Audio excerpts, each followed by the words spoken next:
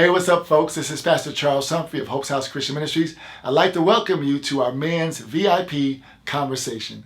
The VIP Conversation is a space where men are injecting men, and even women, with a dose of vision, inspiration, and purpose. Why, you ask? Well, the reason is simple.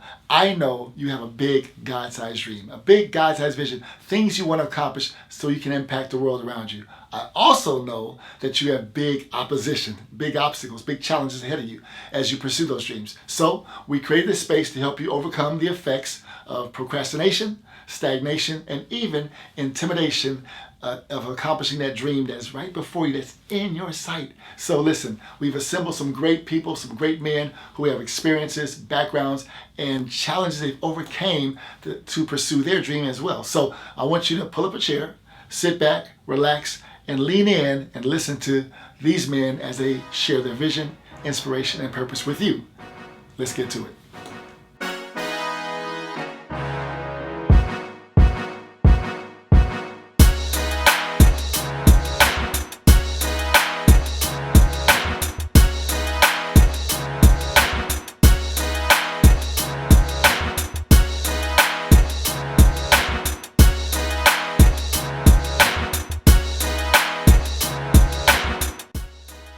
So I want to have a conversation with a man who's a VIP man. I've known him for many years, and he is a great guy. And I think he has some things to share about his life, his experiences, overcoming some challenges that will give us some vision, inspiration, and purpose. Listen, you don't need to have some high-level celebrity, although he is one, to come and pump you up or motivate you.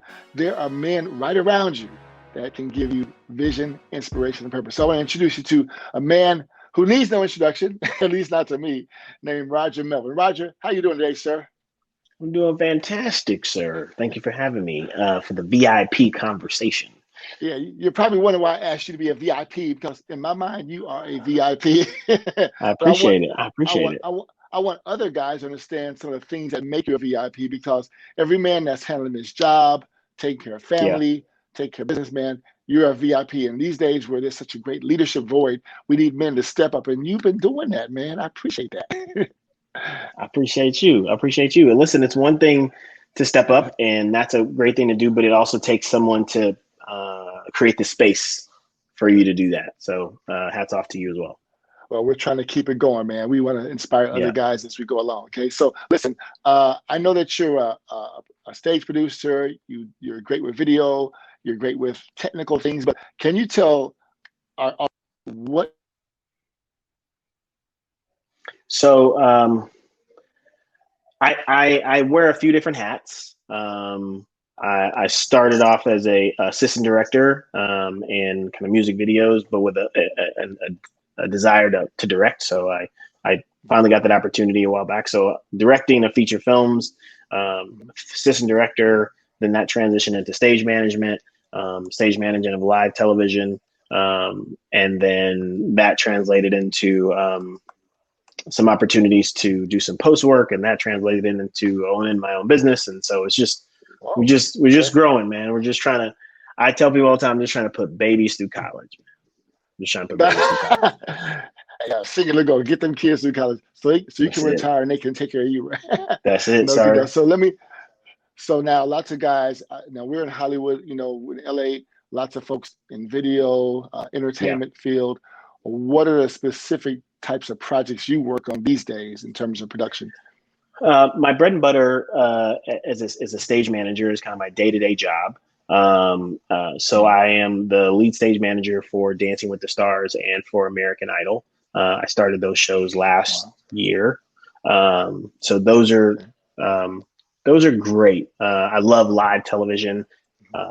It's just something about it, the rush, the focus that's required, and you always get out on time. So it's great. You know when you're going to wrap, right? Because you got to be off the air at a particular time. So that's kind of my bread and butter. Right. And then also over this last year, our production company, JJ Muna Productions, has really started to kind of grow some wings, and we have had the pleasure of producing 6 or 7 shows for a client, a tech client, and so we've been really excited about what that looks like, and being able to employ friends and colleagues of mine that I grew up with and cut teeth with in our lowly music video days. Wow. 17 hours for $200, and now we're in another space, and it's really Oh my dope just to gosh. like see that full circle moment. So yeah, those are kind of the two primary focus. Wow. So you're talking about those early days where you're scratching and clawing for clients Yeah. and jobs and gigs, and now a little more stability. But is that the end for you? You want to do the TV thing or do your own thing or some of both, or how's it work? I think this is new in terms of like what I desire as my end game. It hasn't always been this, but just over this last year with the production company and being able to hire people and pay people that I know, That's it did something crazy. to me. It did something to me, and I want more of that. I want to be able to put more money into people's pockets. There's something about that. I was like, wow, just full circle moments of literally my editor, who's our editor at JJ Muna. He and I started on a music video, and I remember him writing a personal check to me when we finished that for like $200, and I wrote him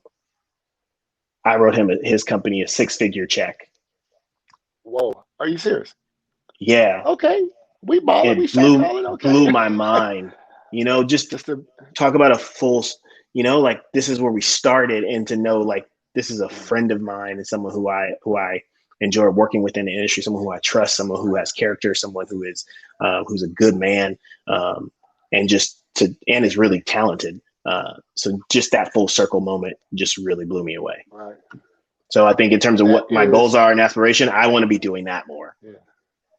Right. And see, that's, we tend to think of people like Tyler Perry or maybe Ava DuVernay and people who are actually out there, Issa Rae, doing great things in the entertainment world and creating spaces for the folks. Yeah. That's where your focus is now, creating space for Yeah, others to creating come up. spaces. I mean, that's I think that's the best part. It's great to be able to do things for myself and have opportunity, but I do really want to open doors and allow other people to get in the space. I'm thankful for the access that I have and the work that I'm able to do, but I guess at the end of the day, if I can't bring anyone else in, then I don't think it didn't really land the way I wanted it to. Right. I think of it in terms of there's some great basketball players out there. They can get all the stats and all the accolades themselves, but if your team is sorry, it's like there's no real satisfaction because even Yeah. guys who have great stats want to be on a winning team at some point in time. No, that's Yeah. great, and that's part of what we want to do with our men. Yeah, that's crazy, man.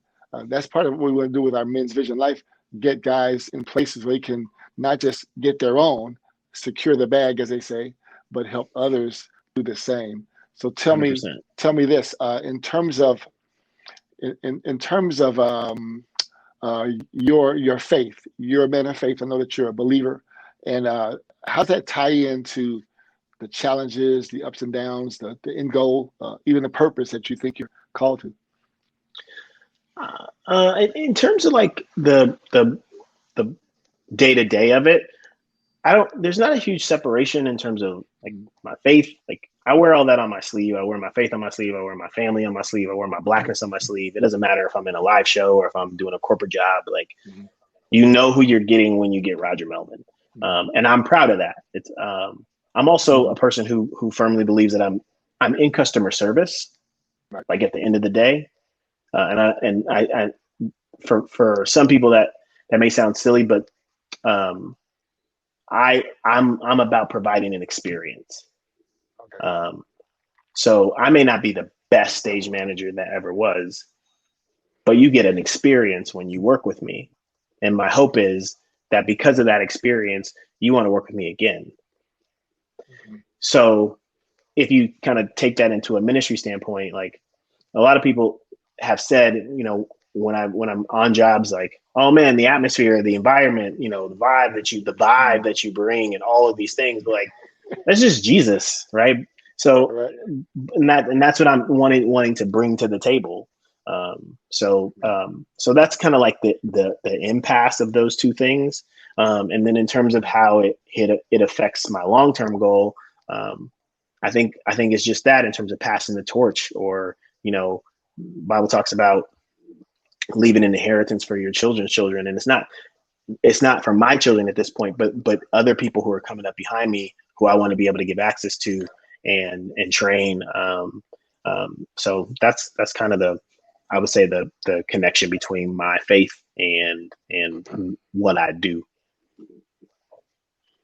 Oh, that's a great answer. The integration of all those things. You're not just a TV professional. You're not just a family man. You're not just a black man in the industry, right?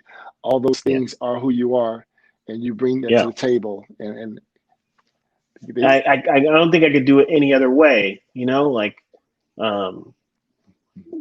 I'm a big, like, I don't have anything on now, but I'm a big like graphic T-shirt wearer. Like I love making shirts with my family on them, or making shirts with like black phrases or quotes on them. Like I love doing that because it makes me feel good, and I just enjoy doing it. And I also feel like if I'm gonna wear somebody, I gotta wear a shirt anyway. It might as well be my family on it. So to your point, like that integration, like I just couldn't do it any other way. Like I love my family. They're like even behind me here. Like I love my people. Like. And I'm proud of them and who they are and who they make me. And so I love my blackness. And so I love my faith. And so I treat those things the same way because I like them so much.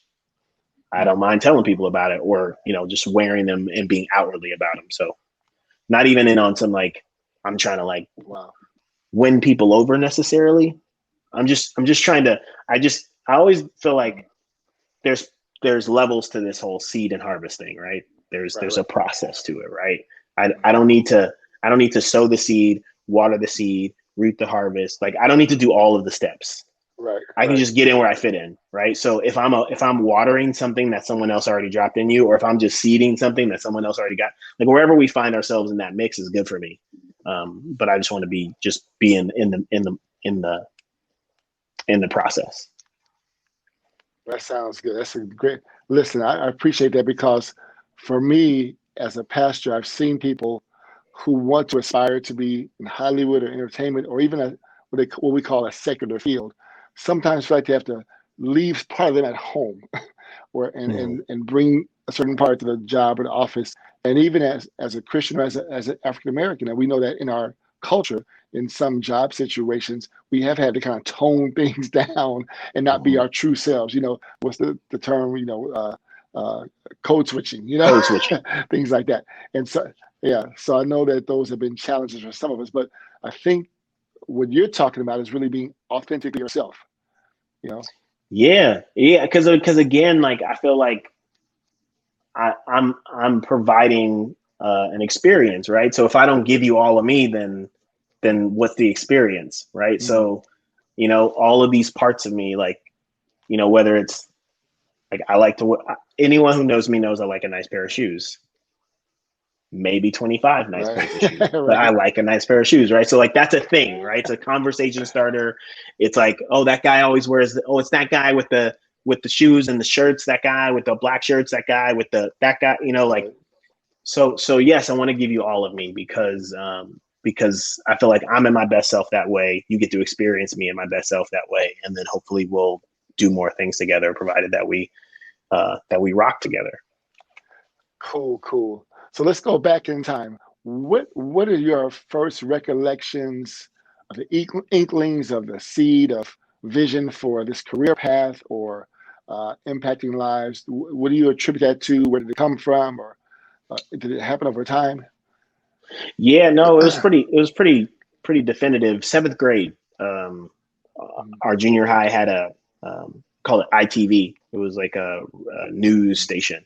That was my first like touch with a camera or cable or videotape or any of that stuff. And I just remember enjoying it so much. And then from there, my high school had a program, so I was in that program, and then from there, it just felt like the natural progression of the thing that I was enjoying doing. And then thankfully, my mother was in the industry. My mother's a vocalist, and so she didn't have a 9-to-5 job. So because she didn't, it just made it possible for me. Like in my head, it made sense that you can have a job that wasn't a 9-to-5 job and eat and be okay. Right. Right. Yeah. I was like, oh yeah, this works. She's doing it. And so yeah, that's good. So that was kind of the roadmap there. And then as I kind of got through college, my mentor and close friend, Stefan Carradine, who was really instrumental in helping me get my footing, because I worked in real estate as an office manager, kind of putting myself through college. But Stefan knew what my aspirations were, so he would allow me to take a job, take an AD job, and I wouldn't get paid. And not only got paid time off, but at least I had my job when I got back. So he would allow me to take a week off, or and I would come into the office when I wrapped and work on paperwork and make sure like that CC&Rs was right and people's documents were where they were supposed to be, and then I'd get back to set. And then when the job was over, I just came back to my job. But that kind of grace middle period was instrumental in me getting footing, because otherwise I just wouldn't have been able to eat. So yeah, that was kind of the process from like the beginning to where it got going. Wow, that's cool. You made me think of something also. It kind of leads to another question, because you mentioned having a mentor and actually a person who believed in your vision for your life, which is huge. 100%. We hear a lot of people. Yeah, man, that's monumental. He saw that in me. Yeah, he saw that in me, and I remember jokingly he would say, Roger, I'm not paying you what the market rate is, because if I pay you too much, you won't want to leave. So I'm really doing you a favor by underpaying you. So, okay, I got you. Wisdom. No, that's cool. Yeah. But it's important to have people who see. How about the flip side? We all hear people talk about there are haters out there, and people don't have my vision and understand what I'm doing, and people are coming against me, opposing me. Have you had encounters where people resisted or pushed against your push or your? Sure. Yeah. I mean, I think it's just part of the deal. You know what I mean? It's like the yin and the yang. Like, I don't know. I would implore people to not put too much stock in it. I just feel like that's someone's role to play, and you just navigate and keep pushing, Foil. And it's not a dig. I mean, when I got the call to do Dancing with the Stars, I had people call and say, you shouldn't take that job. You're not ready.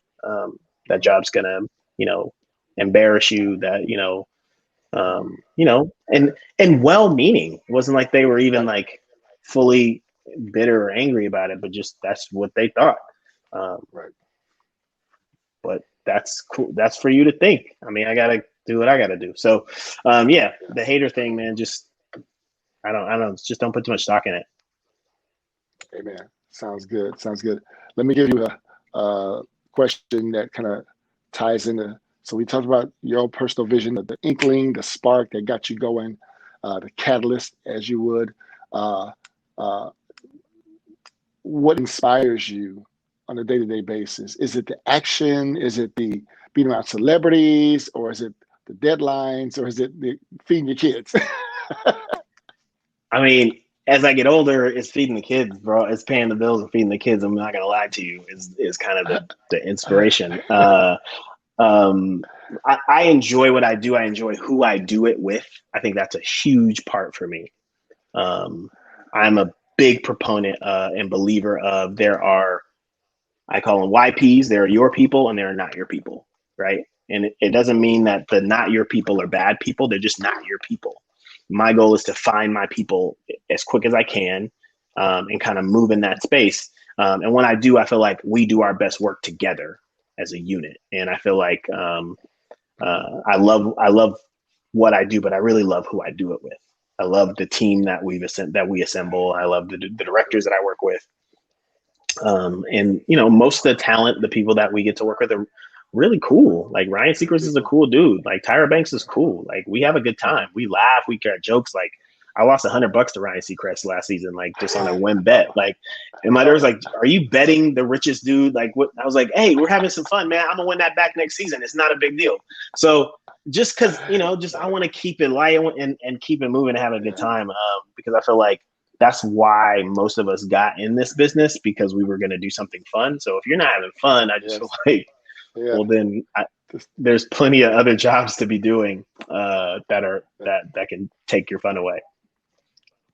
That's true. That's good. That's good. I like that back and forth. And what you kind of expressed to me is that there's not these snobs up here and these little people down there, peons. It's like the community of making this great production. My wife worked for Disney for years, and I think the thing that impressed me with her job, she did the financial part, is that we all got together and made something bigger than ourselves. I think you're in that position too. Yeah, no, I completely agree. And listen, don't get me wrong. There are people who believe who operate in that space. But again, that's the NPs. That's not my people. So you guys should do business together, however it works for you. Don't call me, and I won't call you. I want to do business with the people who move like this. That's it. Cool. Let me ask you this last question about the concept of community, because you touched on that. As far as those spaces, my people, how has, as a man, because sometimes we feel like we have to kind of tough it out, make it by ourselves, or, be against the world kind of thing. Tell me about the role community has in your life, and not just community in terms of the industry, but also outside that space, because obviously there's kind of two different worlds, right? The home space, the faith-based space, as well as the job space. How do you balance those things? In terms of community, it's everything. It's certainly in the job,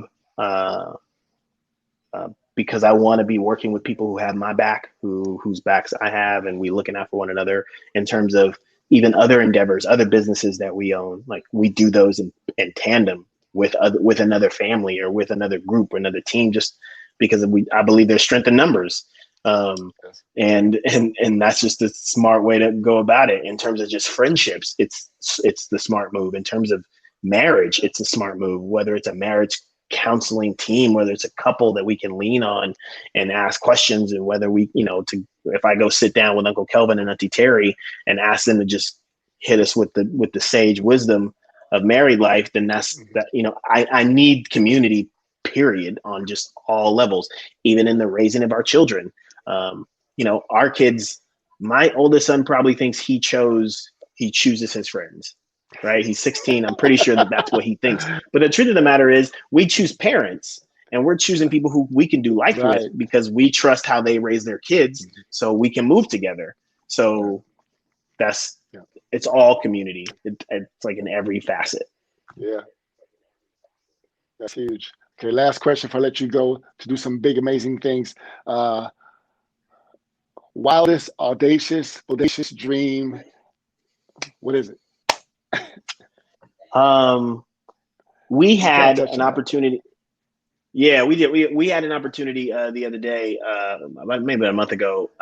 Our production company was doing a job in New York, and because the client needed to shift some dates around, it conflicted with a family vacation that I had already scheduled and already paid for, and was not able to just not go. So my team was there, and we did this job in New York, and I wasn't there. I was actually in Palm Springs on vacation. So in terms of like wild and audacious, like, yes, please, I'll take more of that. I'll take the company working and producing and making shows and making money and doing things and making it while I'm enjoying it with my family and be able to, be front facing and make the connections and seal the deals and, let my company make it happen and go dip my feet in the pool. There you go. That's the goal. Goals. Yeah. For sure. Cool. Okay. We'll close out. I want to ask you to give some sage advice to younger Roger Melvins of the world who are trying to make it. They're in that place. They're grinding. They're putting those long hours in. They're in obscurity. They're not known. They're not really connected yet. What steps should they be taking in this field? I can only speak for me and what my experience was. So when I got started, I remember coming out of college or still in college, and we went to some roundtable thing at like a film festival or something, and all the people in the table were telling what they were doing, and I was like, "Hey, I'm a film student. I'll work for free if anybody needs anything." And two of the people at that table took me up on their offer, and one of those people, I can trace the job that I'm doing today back to that job. All of the referrals, I've never got a job from like filling out an application or like blindly applying for something or trying to get a gig. Never happened. It's always been referral for me. So the advice I always give and something that I live by was I made it a point every year to do something either for free for a new client or something lower than my rate for a new client, because that's what spawned my whole career, was putting myself out there to do something that wasn't necessarily maybe a financial benefit for me at the time, but really just pushed me into new spaces and helped me to meet new people. And then new opportunities came from it. So in that grind, I think maybe we missed the like seed part of that. And you can sow with your time and with your gift and with your talent. You can sow that thing, right? And it may not always be a 1-for-1 reap of, I sowed you in a 10-hour day and you sowed me back $900. Like that may not, that's generally great, but sometimes you may sow that time to meet someone or to help someone or to do anything, and you never know who's there. You never know who's watching. You never know what PA person is actually a producer tomorrow, or what grip is actually, a director next week, or you don't know. So you put yourselves in the positions, you try things and you meet people. And I feel like that has been my winning secret. Sounds good. Yeah, that's you mentioned the concept of sowing. That's a huge word. And plant the seeds, make yourself available, be present, all those wonderful things. Well, listen, I don't want to take up too much of your time. I know that you got to rub elbows with some VIPs in other areas, but as far as I'm concerned, and from audience, you are hereby a bona fide VIP. I've been got a sense of your vision. I've been inspired by just hearing you talk about your challenges and your successes. And I believe that there's some great purpose in what you're doing now. And I believe it's going to ring and touch lives that we never even met yet. So I'm glad to know you, man. So remember the small Thank people you, when you get there, man. Wouldn't think to forget, sir. I appreciate you. Well, as we close, I want to just thank those who had a chance to watch this recording. Roger Melvin's a great guy to connect with. You can catch him on social media. But listen, I want to just encourage all the men out there, all the folks out there who are in the place of grinding, in that place of trying to find your purpose. Find those places of inspiration. Not to go to the highest star, but there are people right around you in your own community that could be sources of vision, inspiration, and purpose. So until next time, we'll see you again. God bless. Hey folks, listen, we want to thank you for joining us for this week's conversation. And remember, above all things, you don't have to be a celebrity to be a VIP. All you need to do is have a vision, inspire someone, and walk in God-given purpose. And don't forget to share this video with someone and drop us a note or a message to let us know how this video was helpful for you. And we will see you soon.